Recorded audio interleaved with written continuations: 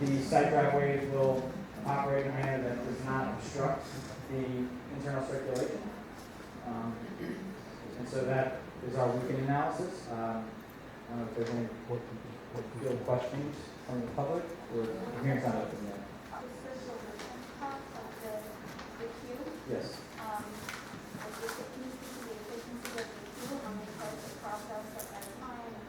So it is typiqual for Dunkin' Donuts that the service time is between 2 and 3 minutes.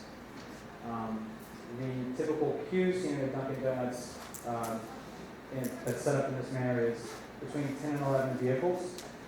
The site has a stacking capacity of 18, so there's a surplus of 7 to 8 cars. And while we don't expect there to be 18 vehicles, there is the ability to facilitate vehicles with the second bypass lane around the site. So, does that answer your question?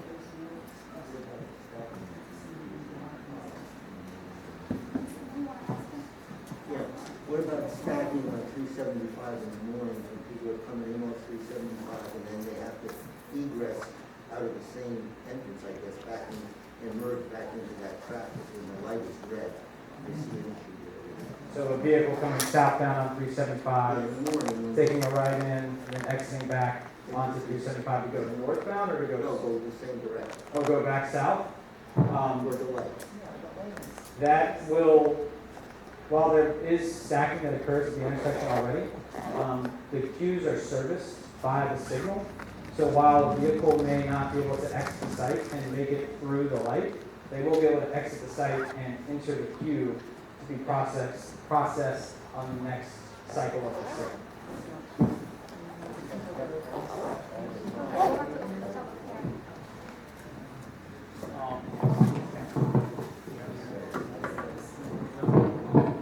So, we are gonna open the public hearing, get the motion for public hearing. Right? Tony, second, all in favor? Aye. All opposed? Any abstentions? Okay. Public hearing is open. Yes. Just please state your name and, speak to the microphone.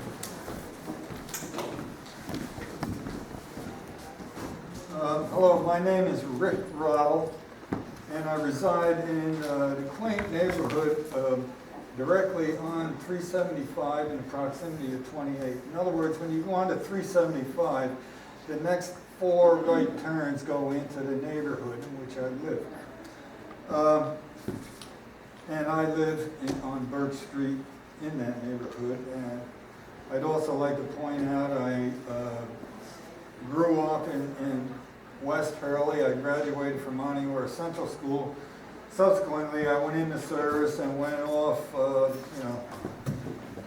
into the world. But now, me and my family have moved back into that area. We've been there for about 20 years. So some concerns I have. One, I'll just say right up front, I disagree with your traffic evaluations. I'd like to point out that everybody in my area knows that the ambient level of traffic since COVID-19 has started has really gotten dense with people from New Jersey and New York moving up here. It's very good for the real estate market, but the point being, it's extremely busy there. And that light, as you say, there are some peak times. But if I'm on 375 and I'm sitting at a red light, 3 cars can line up and be at the blocking the intersection or your access to the proposed Dunkin' Donut property. That being said, let me just point out some other items. I feel like the store would detract from the overall character of the area. A town-sponsored questionnaire was distributed like 15 years ago, I admit quite a while ago, and recollected about 15 years ago. The questionnaire solicited local residents with questions related to the future development of the town of Hurley. Ultimately, the residents favored preserving the country-like ambiance in the area and not allow the area to be overdeveloped by business enterprises. In particular, in my thoughts, is a multinational chain. Down the road, we have a coffee shop, a drive-through on 28, although it's not in Hurley, it's on 28 going toward Kingston, and in fact, probably in the town of Kingston. But, you know, nevertheless, and I would be in favor of a privately owned business enterprise over having a multinational company come in and say, hey, we'll undercut you and put you out of business. Item 2 here I have already. The area is already experiencing increased high traffic density to the migration of New York and New Jersey families. That, in addition to the planned 46-unit condo in my neighborhood, will really significantly also contribute to the traffic density.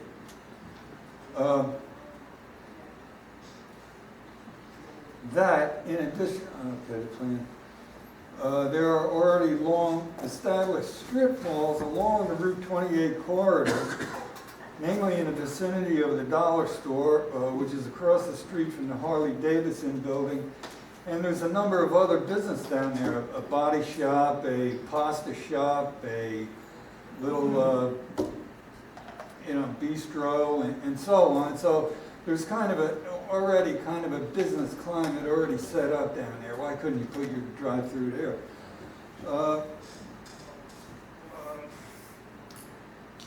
The former, I think you brought it up, across the street from your proposed location of the Dunkin' Donut drive-through, it used to be a mobile station.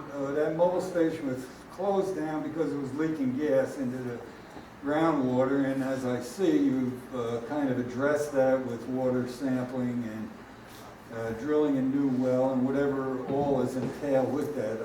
I don't know, but that is a cause for concern, especially for the public that might be drinking coffee made with polluted water.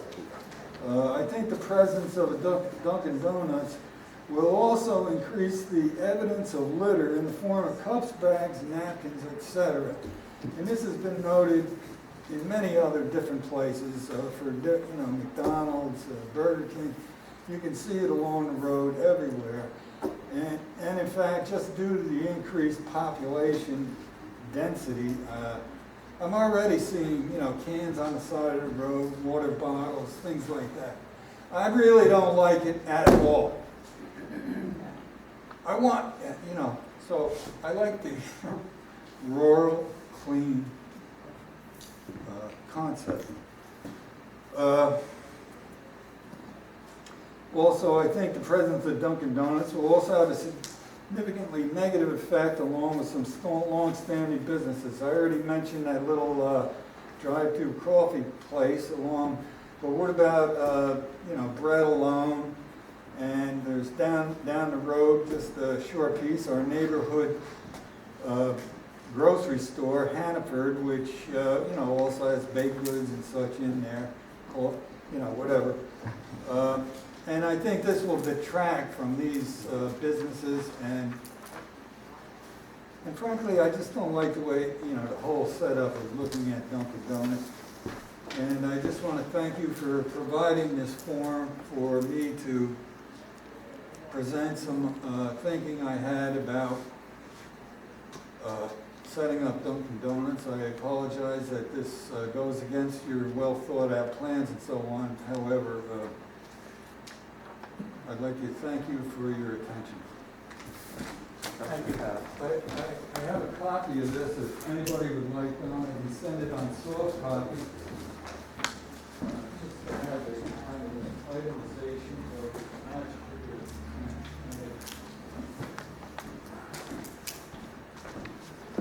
We have someone else? Okay. So, actually, that gentleman in the purple shirt was hands up first, so he beat you. So please step up to the podium, and announce yourself. If I may, I'd like to refer to the drawing. May I stand up here? Nice to meet you, Mr. Joseph. I'm Jordan. I'm the owner of the neighboring property. This is my parcel. I know there was a lot of issue with trying to set up the septic and stuff, and I don't see that on the drawings. Is there another drawing, Lisa, that shows how the septic system will be handled? Because, I have a well actually here. But that's a major concern to me, of course. On another sheet, the septic would be from the building in that curved area. Out here? And it is 100 feet away from the well. Yeah. From the well. Okay. And so, okay, I trust Barry.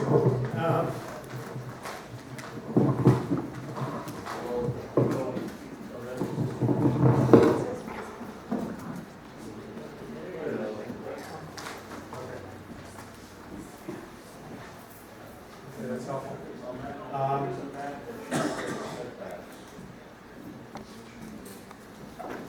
That was actually my next question, maybe more to the board, but any work I've had to do, the board had to do with 25 and 10-foot setbacks, and I don't see setbacks here. Or was there a variance granted to allow parking in a setback? How is that not? It is permitted in a setback. Side setback, so that's reasonable. So my only other real comments are the whole traffic thing, and with all due respect, I'm going to go back to the very first one. I've been operating my business on the property adjacent to the corner for maybe 10 years now. So I know this intersection extremely well, and I have heard and witnessed many accidents. It's a pretty hairy intersection. Are people going to be permitted to turn left off of 375? DOT has confirmed that can be a full movement access. My experience of people coming off of 28 is they take that corner fast. And I guarantee you're going to have accidents. Absolutely. People coming down the hill also tend to move pretty fast. They're looking at the light, not at what's going on right in front of them. They're looking down the hill to see if they can make the light to get to work on time. You're going to have accidents here. Understandably, as a community, we need to accept some level of risk.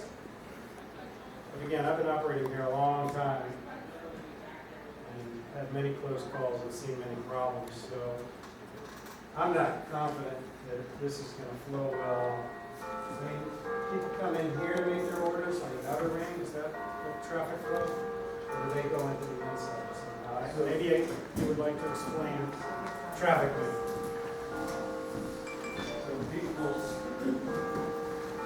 entering on 375, either direction will enter here, in this top lane, and circulate the site to enter the two Speak up a little border bit. points. Sorry? Speak up a little bit. Oh, vehicles entering from 375 will enter the site on 375 on the driveway. Circulate the site to utilize the two bordering points here. That's how you get your 18 vehicle stacking capacity, is that they don't get to enter here because the drive-through. They have to circulate to get to those mini boards here. Then they'll have to come back around to go out. Correct. So the vehicle will eventually circulate, drive here, and then they'll circulate again. If they want to go to 375, it's exited. If you ever exit on 28, they get egress the sector. They go back to right on No, sir, it would be right out only. This driveway is right in only, right out only. We originally proposed full movement access. The DOT did not allow us to have that. So what if the light on 28 is green and you got 45 reaching into 50 going into a 55 mile an hour zone? Are they supposed to pull out onto 28? Yes, sir. The vehicle will. Light if the light is green, are you asking about will the vehicle be able to negotiate the turn? No, I'm saying, it's kind of a precarious place to pull out, at the intersection, after the light becomes a 55 mile an hour zone. Yes, sir. Going down 28 is 45 miles an hour, which can have through traffic. So for somebody pulling out there wanting to go back to Kingston, they would have to cut across oncoming traffic during a green light and get up, onto 28. I understand. So that would not be allowed. That would be prohibited from this driveway. There would be, yes, it would be right out only. So the vehicle would only be able to take a right turn. Based on the sight distance evaluation, there is more than adequate sight distance for a vehicle to perform that right turn. They wanted to make a left. I mean, I could do it with my, Yes, sir. Hurley, but, what about Raymond? Well, I mean, we have one of these in Stewart, Okay, let me and just people ignore Let's put it. you on hold for a second here, because Yeah. we can't have a discussion I understand. in a public hearing like this, so what I'm gonna suggest, because you gotta stand up and explain who you are, right? Because, you know, someone has to do minutes on it, and that's the reason why minutes take so long, is because people just decide to speak. Can't do that, okay? Unless you literally, you know, transcribed anything, it's very difficult. So, the way we're gonna do it is ask a question, and then you can sit down, and he can return to you at the end of the public hearing with the answers, okay? That's the way we're gonna have to do it, because we have a lot of people, we have a big agenda, and, just so you know, we're probably not gonna, close the public hearing tonight, because there are due-outs. So, we're not closing the public, hearing until the due-outs are in, okay? Just an FYI. So, continue with your question, and then you can have another person ask a question, and then when everybody's done asking questions, you can ask another question. I have no problem with that, but let this public hearing continue. Thank you. Yeah, I have one other question and one comment. Can you zoom in just a little more to show my parcel? Zoom out. Right. So is any, I mean, all cards are on the table. My desire was to purchase this, combine it with my property, develop it someday, but I got one up here by Mr. Joseph. He grabbed it. Congratulations. But is there any thinking down the road on the planning board's part of a possible connection between these properties if this site ever gets developed? Something to think about. My only other comment is that this seems like something I would encounter at Great Escape. It's pretty exciting and confusing. That's all I have to say. Thank you. Actually, for Janet or Anna. Okay, if I do it from here, I think I talk loud. I already mentioned Stuart. I'm frankly shocked, even at this map. This does not take into account human behavior. We have two properties on 28, one 1418 Route 28 between Wall Street and John Street, and another property a quarter of a mile east, which is the Woodstock Art Exchange and our glass blowing studio, and a house my partner and I own those two properties. And we witness every single day people making U-turns across 4 lanes on Route 28 because they missed something. We hear all of the accidents on the corner of 28 and 375. Since the rail trail was put in, it's like a big joke to a lot of the rail trail people to come out and turn left when they're supposed to be turning right.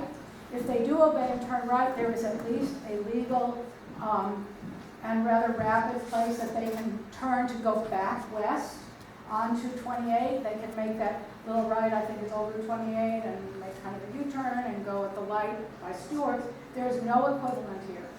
If you think people aren't going to try and go left out of that driveway, you don't know human behavior. If you think people are only going to go right and then go up to God knows where to turn around because they really want to go back to Woodstock or they want to go back to Kingston, they're going to make a U-turn on 28. It's not that this doesn't look fine on the map, except that it's completely unrealistic. Even now, traffic on that corner is horrible. A drive-through is great, except ignores the fact that there are pedestrians, including trying to hug the shoulders on 28, and that's become much, on 375, that's become a much bigger deal since all the tourists are in the area with the Airbnbs. And it's, Stewart's is a good example, but the difference between Stewart's and this location, Stewart's has that weird, you're not allowed to go left into the gas station, but you can go left at the light and then left into the Stewart's. Xena Road has no traffic. 375 is busy all the time.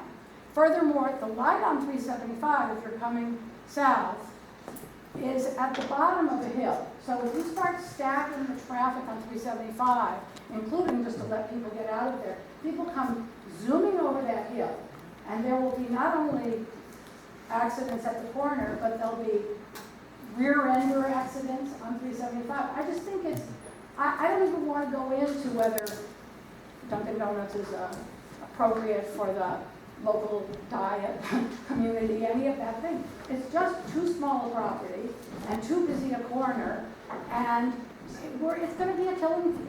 I mean, I just think it's an absurd idea that the traffic study ignores what we know people do in real life. So thank you.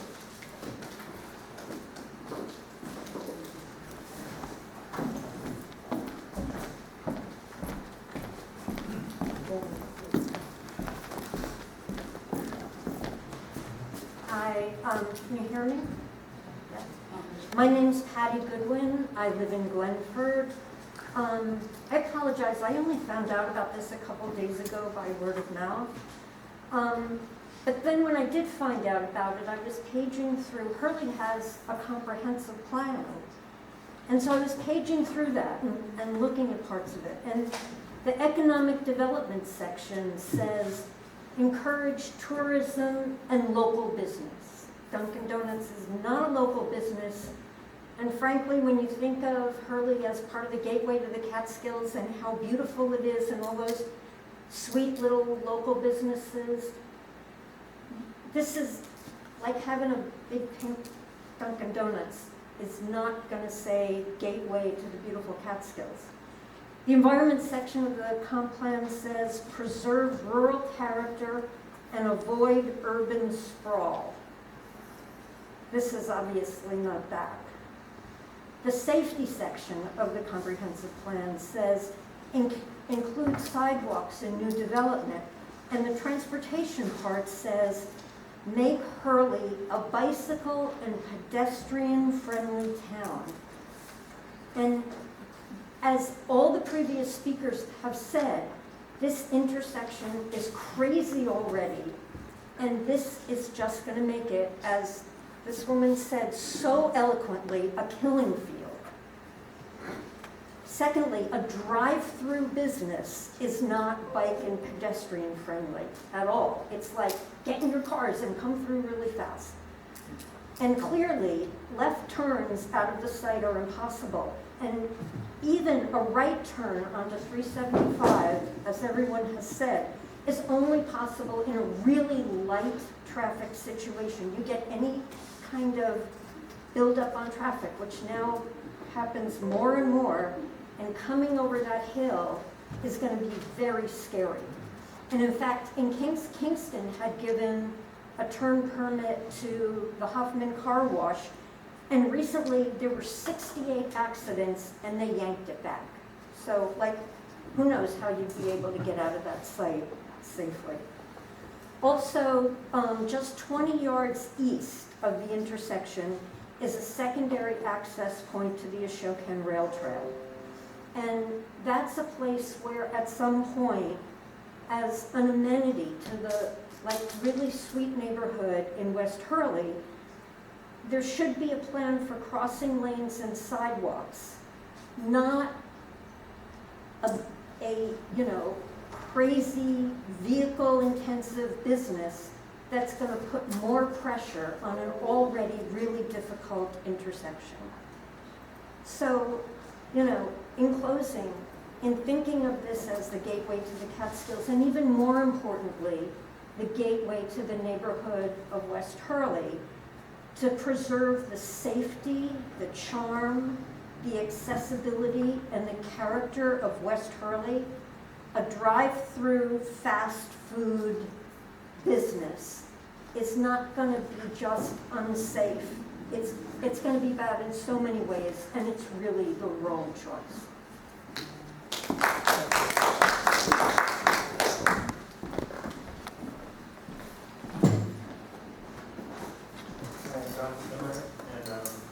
I'm just thinking of there's a Dunkin' Donuts in Oakland Avenue. I mean, frequently we'll go in there, not to go to Dunkin' Donuts, but maybe go to Dunkin' Donuts. Just speak louder. Could you come up here?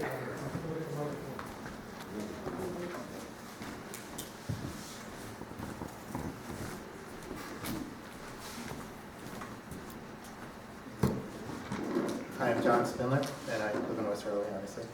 And I have gone to the Dunkin' Donuts or to go to the CVS on Ulster Avenue in Kingston, and I have been like the traffic backup from the Dunkin' Donuts drive-thru brings traffic to Ulster Avenue, where you're trying to make a left, and you can't, and cars will dart in front of you or will circumvent the drive-through, and I have not seen an accident there, but I could see the potential of a very bad accident, and I can just foresee on 375 and Route 28, which is even a narrower area, a real potential, like we've talked about, of car accidents or fender benders or, you know, a crazy situation. So I just wanted to add that.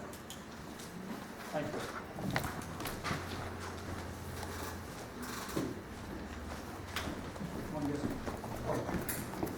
Were you pointing at me? I'm sorry. Yes. Okay, you're right. Okay. Hi, Melissa Gibson. I live on 375. I just felt it was important to reiterate some of the craziness that I'm seeing in this slide. I think 18 cars that are in that system is not even the right thing to look at. It's what's happening before and after you get into that system. I don't see any opportunity for a car trying to go north on 375, making it out of that egress and trying to cross two lanes to cross the southbound to make it on the to make it going back north. I don't even see that happening once, let alone 9 times if you split the difference of where the cars are going. I also see that there's probably only about 4 cars that can be piled behind someone trying to make a left, going northbound on 375 into the entrance on 375 before 28 starts to get backed up. And I don't know if any of the traffic studies were done during the winter time when there's a lot of traffic on the weekends going to Bel Air Mountain and people racing through trying to get there quickly. I also wonder about the increased traffic on roads like Pine and Maverick for local people that will definitely try to circumvent this intersection. And those are, there are houses, there are small kids, and that this is going to reverberate all the way past, not just this little patch, but all the way back down through 375 and all the way back down through 28. And finally, it's been mentioned, but worth mentioning again, that there are going to be people that need or want to get back to Kingston or Woodstock after having gone through the circle. And I can't imagine the creative ways that they're going to try to make U-turns on 25, and on 28. And we know that at that point, people are going very fast. I just don't see this as a viable traffic study unless you've actually brought in 18 cars, put them in that situation during a busy traffic time, and seen what this could really do. I already wait for a couple of rounds of lights with nothing like that on the corner. And in case anyone wants to know, an independent business keeps about 70 cents to the dollar in the community, and a franchise keeps about 30 cents to the dollar. Thank you. I'm going to reference to that. I'm Bobby Monty, a resident of West Hurley, and if the traffic engineer can help me out. I may be a little slow, but can we slow this up so I can see 28? Can we roll this up a little bit? Look. So, can we bring this down so that I can see 28 and I can see 375 all at the same time? Okay, that's good, that's good. So I'm just really, I may be slow and I apologize, but I just want to understand. I think we said that the only way to enter this from 28 is going this way, correct? And you get to here? I'm asking, I'm just looking for clarity. So you can go, if you're going, No, I want to, south or west on something, you got to enter you this can way. enter that way, or you can make a right on 375. I got that. So I want to just Yes, walk you can- through. I'm coming on 28, I'm entering here, I'm rolling around here. What do I do? Where do I place an order? So, can someone just flow this for me? You can go. I'm just really trying to get clarity, because I don't understand. Do you place an order and pick up the two different spots? Start Kip, with Craig Manning. I appreciate it. The vehicle would, if they're coming westbound on Route 28, would enter here. If the queue is back to here, which is 18 vehicles in the queue, they would circulate and come back around. The idea is that they, Can you follow it all around for me? Where does he make a left-hand turn? In other words, he's going this way, now what does he do? so the vehicle would come in and could enter the queue here Okay, and would then circulate to either one of the two ordering points. So the diversion happens here. If there's no vehicle in this, at this ordering point, we'll just continue to this one. so they place an order here, and then where do they pick up? They would pick up here. Okay, so where is the 18Q? From here to here? Yes, sir, it's 18 vehicles, including the vehicle being serviced. So it's 1 to 18. 1 to 18. Now, if I'm coming from 375, I'm entering You would enter up here, yes, up sir. here, and I come where? Where do I enter the two? Here? Yes, sir. I got you. Okay. So if I'm the 19th car, and I'm coming this way, where do I go? Am I starting to create backup on 28? Yeah. You would enter here, and you could circulate the site and come back, and, by then, the vehicle is probably serviced. Okay. All right, I understand. And then just for a little bit more clarity on the traffic study that you spoke to, was that observed and measured traffic, or was that out of traffic tables in the county? The traffic data that we use for the weekday study is based on the 2016 study done by Barton. Come on. I understand, Okay, so, I was looking for clarity. So the 2016 study, traffic table was not observed counted cars. Those were observed and counted in 2016 based on, In 2016, Yes, so sir. 5-year-old data. And then the other question I would have, using that as your baseline, did you multiply to take account for 5 years of growth in the area? yes, sir. So So that, those numbers were updated, yes, sir. okay? And do you know from the 2016 traffic tables, what month was used? Off the top of my head, I did not know. So what I would then urge the planning board to do, is a similar discussion we had with the city development team, was you must insist on current data. I don't know if upscale is appropriate. The second thing you must insist on, once you've established the baseline based on the month you did it in, the data then needs to be normalized for peak traffic periods in this area. So for example, in the summer months, you have tons of traffic going up 375 to visit Woodstock.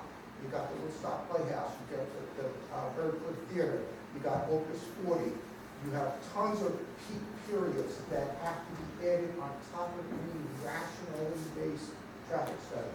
So 216, bring it to 2021, normalize it for peak periods, and I would urge the planning board to absolutely insist on that.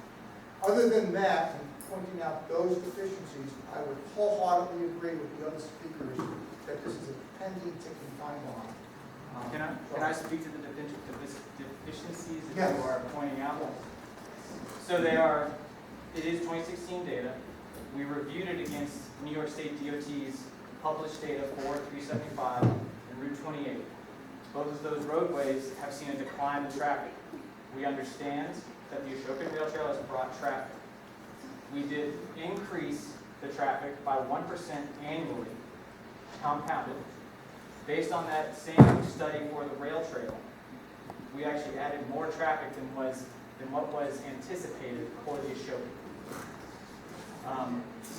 Our analysis also included the Cedar Development East project, as well as another project on Route 28 to the east. That speaks to any of the issues you have with how we forecast the data to the No, village here. I appreciate that input. All I'm saying is that I don't think there's a person who lives in that area that would accept the premise that from 2016 to 2021, you said it actually went down. That's just not accurate. It doesn't correlate with any of our reality shows. I understand, sir, but this is published data, and understood arithmetic that came up with those I understand, growth rates. and I respect your input. Okay, Mr. Diamante, we're gonna continue on with Yes. this, okay? Because we do have other people that want to ask questions. This is a very